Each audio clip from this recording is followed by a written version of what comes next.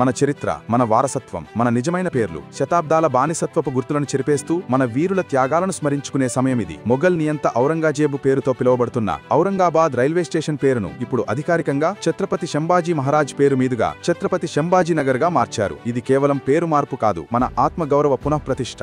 చరిత్రలో మనల్ని పాలించిన విదేశీ పాలకుల పేర్లను ఇంకా మోయాల్సిన అవసరం మనకు లేదు. ఈ భావనతోనే మహారాష్ట్రలోని ఔరంగాబాద్ నగరం పేరును 2023లో ఛత్రపతి సంభాజీ నగర్ గా మార్చారు. ఇప్పుడు అదే స్ఫూర్తితో ఆ నగరంలోని రైల్వే స్టేషన్ పేరును కూడా అధికారికంగా ఛత్రపతి సంభాజీ నగర్ రైల్వే స్టేషన్ గా మారుస్తూ ప్రభుత్వం గెజిట్ నోటిఫికేషన్ విడుదల చేసింది. ఈ పేరు మార్పు వెనుక ఉన్న చారిత్రాత్మక ప్రాముఖ్యతను మనం అర్థం చేసుకోవాలి. ఔరంగజేబు మన దేవాలయాలను నాశనం చేసి మన ధర్మాన్ని అణచివేయాలని చూసిన క్రూరమైన మొఘల్ పాలకుడు. అతని పేరును తొలగించి అదే ఔరంగజేబు చేతిలో ధర్మం కోసం ప్రాణత్యాగం చేసిన వీర మరాఠా యోధుడు ఛత్రపతి శివాజీ మహారాజ్ పుత్రుడైన ఛత్రపతి సంభాజీ మహారాజ్ పేరును పెట్టడం చరిత్ర చేసిన తప్పును సరిదిద్దడం లాంటిది. ఇది మన మూలాలకు మనం తిరిగి వెళ్లడం, మన నిజమైన గుర్తింపును మనం తిరిగి పొందడం, బానిసత్వపు చిహ్నాలను తొలగించి మన వీరుల వారసత్వాన్ని సగర్వంగా నిలబెట్టుకోవడం. ఈ చారిత్రాత్మక నిర్ణయంపై మీకేమనిపిస్తోంది? మన హైదరాబాద్ను కూడా భాగ్యనగర్ గా మార్చాలా? మన తెలుగు రాష్ట్రాల్లో ఇలాంటి బానిసత్వపు పేర్లతో పిలువబడుతున్న నగరాలు, ప్రదేశాల పేర్లను కూడా మార్చాలని మీరు కోరుకుంటున్నారా? కింద కామెంట్స్ లో ఆ ప్రదేశాల పేర్లను తెలియజేయండి. మన చరిత్రను, మన వీరులను గౌరవించుకునే ఈ స్ఫూర్తిని అందరికీ పంచడానికి ఈ వీడియోను షేర్ చేయండి. జై హింద్.